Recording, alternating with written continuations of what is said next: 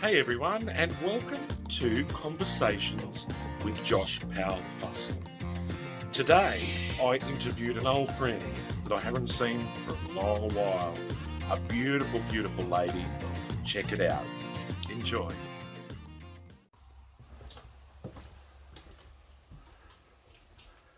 Hi, Josh.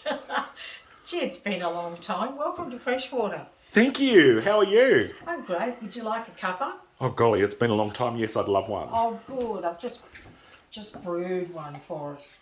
Oh, this is such a good thing that you've come here today. There you go. There's one for you. Thank you so I'll much. just put it there for you.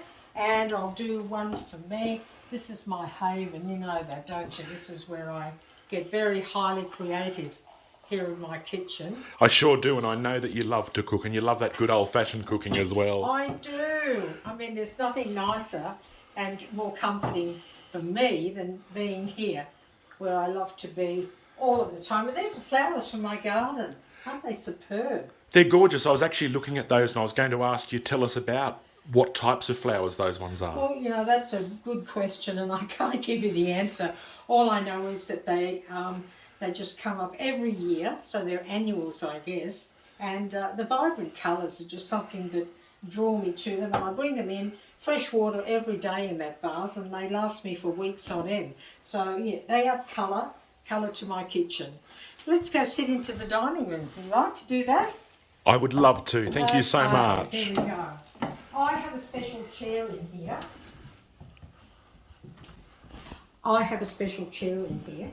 And I'm going to sit in it right now. Some may call it a throne.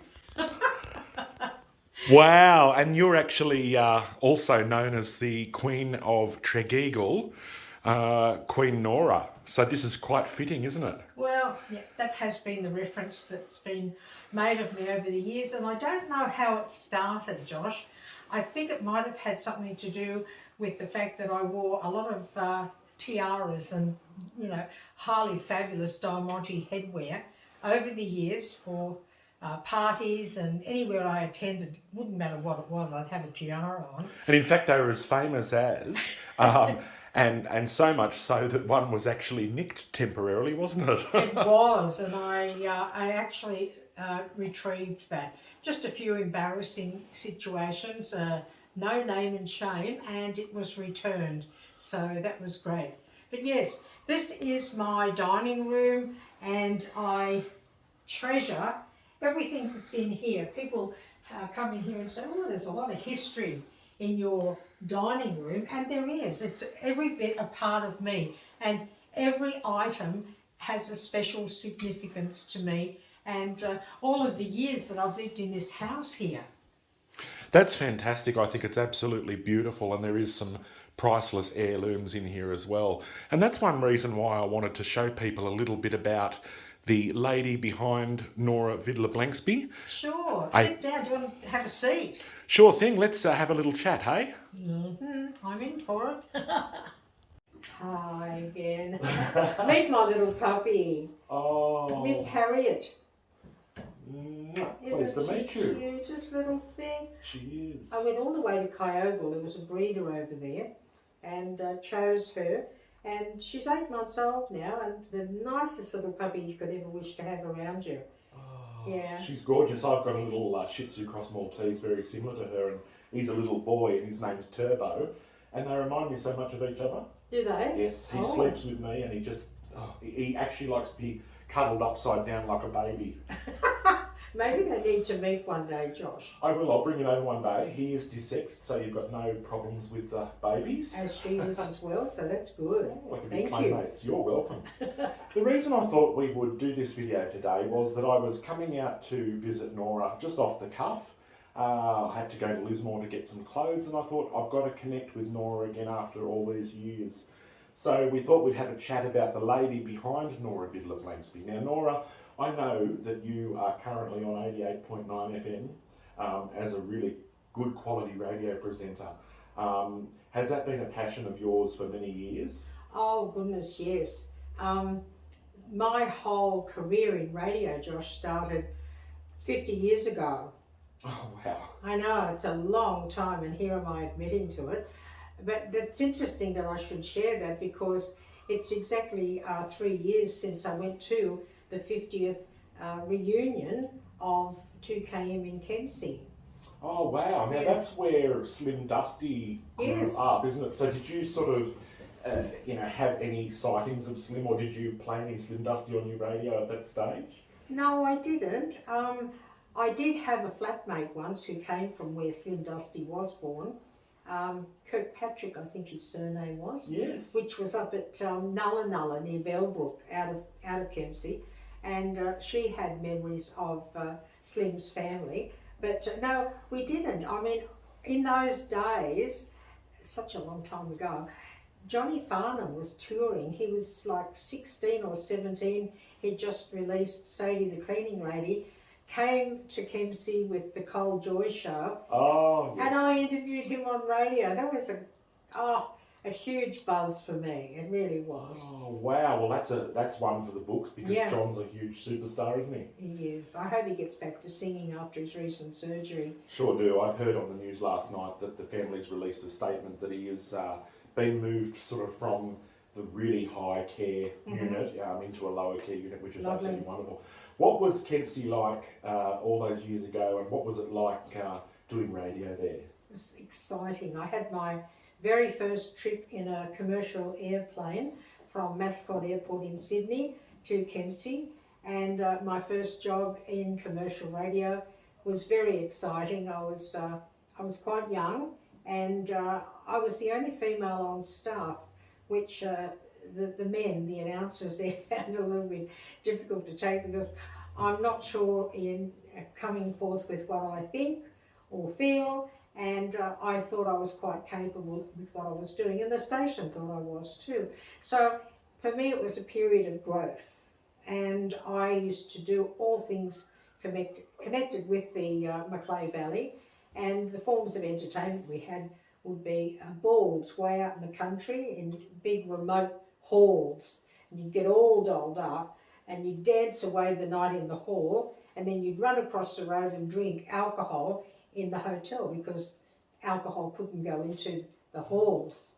So yeah, and you made your own fun. I was very happy there I served there for 4 years, Josh. Okay. And then I relocated and came to the Northern Rivers actually years later, and re-entered radio, and that was huge to go on 2LM. Oh, Yes. no, I didn't even think about that. So you were actually on.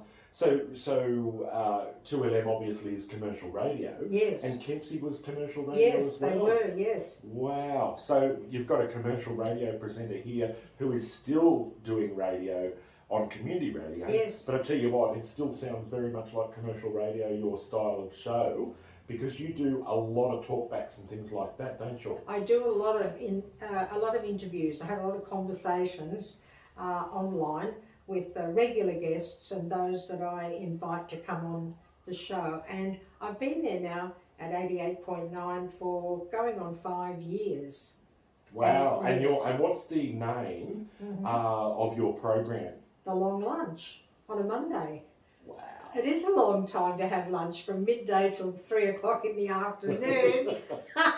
But it's great, and I like the music that I blend in throughout the afternoon. I sometimes start off with something sort of quiet and subtle or showbizy, like Michael Bublé, or this last Monday it was Wives and Lovers with Jack Jones, and then I build it up so that by 2:15 the music is, I amp it up a little bit more, and so by the time I finish it at 3, I've come to a nice ending. It might be with Anastasia or the M People, you know, that style of music, but it's the quality of the guests that I get on which is really, I think, kept that show as successful as it is on radio. Look, it sure has, and it's the preparation that goes into it too, isn't it? You know, for the questions that you're going to ask, the guests you're going to have on there, and then also being able to connect with the guests while you're on air and actually bring that conversation forward. And that's one thing that you've got a really good ability with, is to be able to keep that conversation going and keep it interesting while live on air. And I think that's so important. You enjoy that though, don't you, those chats? I do enjoy those, and I do a lot of research into each person that I invite to come on air with me, except for, say, the regular guests, like I call him Lismore's leading lawyer, and he is, Steve Bolt, and he does legal advice, and we have a topic each week. Now this week it was miscarriage of justice, and you might say, well, give us an example. And I would say in Australia, the Lindy Chamberlain case. Right, yeah. Of course, so yes. She served time in jail and then was found that, hey, she needed to get out of jail. She wasn't perhaps, guilty of that crime. But that was just a small example. I think that's an important example too. Oh, yes. Yes. It was on news the other night, I think it was last night, that they're finding now that the podcasts and the people just from the general public that love true crime stories, that have got a great mind for solving things, are going in and doing podcasts on the internet and helping solve cases. They're analysing old cases and every video and every photo and every possible angle, and they're taking that back to the police. And there was a guy, which I'm not sure of his name or details, but he was actually released from jail last night because of the evidence brought forward from someone just like myself that went on and analysed it and proved that actually he couldn't have committed this crime because of this aspect. And so that's important, what you're talking about there. Oh, yes, it is. And, forensic evidence plays a big part in seeking, if a person needs to be convicted of a crime or not. So, so that's one of the regular guests I have on. I have from Kyogle, Danielle Mulholland. I love Danielle. In Lismore, from their City Council, Darling Cook. Mark Watson. Look, I worked with Mark on 2LM in Lismore decades ago, and I give him a call every Monday afternoon. He does this segment called Fake, Funny and News of Weird, which is great. But, Robin Wood, she will do a history of a couple of songs, and we'll play two versions of the one song or whatever. Lynn Vernon does Casino. So, it's a mixed bag of people, and then I'll hand pick someone especially each week. And putting it together, yes, I produce that myself. I approach people. Yes. I do the research on them. I don't necessarily apply questions to them prior to the conversation that we have on air. Okay, yes. That's interesting. That's great. But some people do ask for, what will you ask of me? Yes. And if that's the case, well, I'll provide that for them. But I usually use, they've got an extensive library of music on computers down at 88.9. I take my own down because I'm a big collector of CDs, Josh. I've got hundreds of them. And I love music. I think music is my life. It is, and that'll lead us to the next little thing. I remember I was listening to your program one day, and I love all the music Nora plays because there's a lot of really good pop and 70s stuff like. First I was afraid, I was petrified, kept thinking I could never live without you by my side. But no, it was funny. It's not funny, but it raises emotion in you if you like that sort of music, and I think that's lovely. So talking about the music side of Nora, tell us where that all started, because I know that you've had a lot of really, really high profile get-togethers and functions here at Freshwater, and I've been a part of some of those among literally hundreds of other performers around the Northern Rivers, and it's sort of given us a good springboard into performing on bigger stages. But tell us how that came about. How did your love of music start, apart from radio?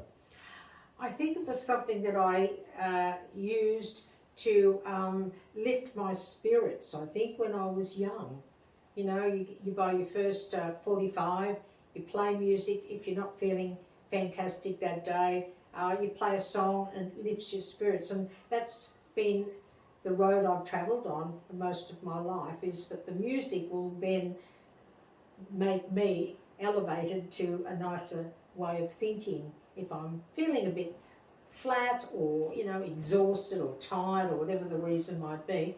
So I decided to bring people into this area where I live and give them an opportunity to perform. People like yourself and Max and Lisa and a lot of people in this region. And it was great. I think that went on for about 15 years. And I would organise that with help from people. And it was very successful. We never had anything really untoward except once my tiara went missing. Someone decided they liked it more than Nora, but anyway, as Nora said, she got it back. But what I want to make a point of saying is that on behalf of each and every performer, and we're going to talk about, many or most, if not all of the performers in the group of performers that entertain here at Freshwater are members of the LGBTQIA+ community. And I've got to say, from each and every one of them, thank you very much for hosting those springboard parties. They weren't called springboard parties, but of course they were themed parties. For instance, you might have one that was 70s pop or something like that. So what all of the performers would do would be to arrange songs that were from the 70s, dress in a 70s style, and a lot of the decorations that Nora had here at Freshwater would be in that 70s style. But one thing that set the party apart from anyone else is that Nora has a concrete stage in her backyard with glitter in the red paint on the concrete and the red velvet curtains and everything, and it gave us such a lift to be able to do that. And I can name a lot of performers that really benefit from that and have now gone on to, some of them, making a full-time career of actually performing. I mean, you've got Foxy Brown Eye.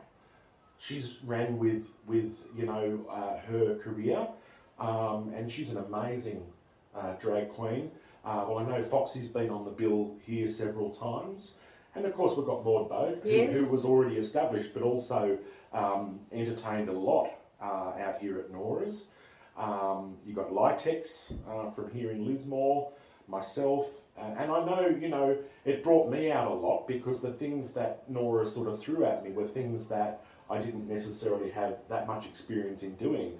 I'm from a country music background, and so, the first time I performed here, it was more that sort of up-tempo pop, and so I had to get into that way of thinking, and it really did me well because you expand your experience and your comfort zone. You do, and I think if my memory serves me right, Josh, you did the Village People. Golly gosh! Yes. Now was that with Andrew Parry, Deaf Andrew we call him, and he does not mind being called that. It's with a passion that we say that. But I remember at Treg Eagle Hall one year, the performance was moved to Treg Eagle Hall because of perhaps heavy rain or the weather, yes. The weather. And I know I did Village People with Max and Andrew Parry at that hall. But we also did some Village People here at Freshwater. Yeah. It is nice to have your own performance space in your backyard. And what was really fabulous about the Freshwater parties was that it was a prelude to Tropical Fruit's New Year's Eve. So everyone who came and performed here in late October knew that the next biggest thing was Tropical Fruits, and I became the cabaret coordinator of Tropical Fruit's New Year's Eve parties, and I held that position for about 5 or 6 years as well too. I know, and that was amazing. I think I performed maybe 3 times, but definitely twice. I can't remember whether it was 3. But what I loved about that is that it was world class. So in other words, it was to a massive crowd, massive lighting, massive staging, and you had the likes of Mark Trevorrow, aka Bob Down, performing on the same stage as you, Cindy Pastel on the same stage as you. And I remember I always wanted a photo with Bob Down. That was one of my big goals in life, to get a photo. And I could never manage it only because, if I ever saw Mark at Tropical Fruits or whatever, he wasn't dressed as Bob because he was, in his relaxation space. And I remember one time Bob was on the billing at Tropical Fruits Cabaret, and I was able to get a photo with Bob and with Nora, and then one with Bob and Cindy. And I treasure that. It's in a frame at home, and that's something that I'll always treasure because pretty much one of the first gay performers I ever saw on TV was Bob Down when I was young. And I just thought he was great. I loved how he went, first I was afraid, I was petrified. Gambling and I could never live without your mama saying, yeah, yeah, yeah. You know I like Gloria Gaynor. You do. Look, I do, but I just think the way he does things is so hilarious, so genuine, and so fun. So I do congratulate you on all of your freshwater events Thank here. you, Josh. And the cabaret management, because it was outstanding. Thank you. I loved every moment of it. And we don't know what's happening at this point, but apparently there is a theme already for Tropical Fruits New Year's. Whether I'm involved or not, I don't know at this particular point, but my hand's up. So thanks, Nora, for being on our little video today. Oh, it's been my pleasure. And I hope you guys in the audience and the viewers on Facebook and on TikTok get a little bit more of an insight into the professional life and a little bit of the personal life of Queen Nora Vidler-Blanksby from Tregeagle. Thank you, Josh. It's been my pleasure. Wonderful.